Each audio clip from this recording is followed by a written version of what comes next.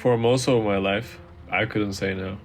Not because I was kind, not because I was generous, but because I had nothing to trade. I'll explain in a bit.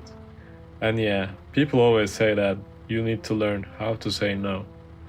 I always heard how powerful this word can be, but I never understood how. It just didn't make sense to me. I never understood why I should say no when I can say yes. If someone asked me for my help, I said yes, because I like to help people. If someone asked me if I wanted to hang out, I said yes. But that's just the tip of the iceberg. It wasn't really about helping or being social.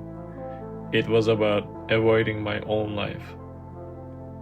Why should I say no? What am I supposed to do when I say no? That's the part that didn't make sense to me for a long time.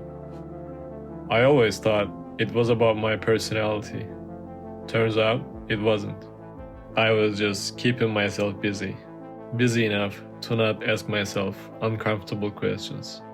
That's why I had all the time in the world to say yes. But I didn't know any of this back then. Looking back, it was actually obvious. I was completely free. How can you be free all the time? Don't you have your routines? Don't you read a book or go to the gym? Or just spend some time alone? Well, I wasn't doing any of this. I was always available. Look, saying no is not an easy thing. We all get the FOMO, right? We don't want to miss opportunities. We don't want to miss a moment. But you need to realize that saying no to something is actually saying yes to something else. That's the trade. I understood that I couldn't say no because I had nothing to say yes to. I had no purpose in life, nothing that would matter more than anything, nothing that I prioritized. You wanna know how it all has changed? By getting myself a purpose in life. And no, this is not a fancy ultimate life goal. I'm still looking for it.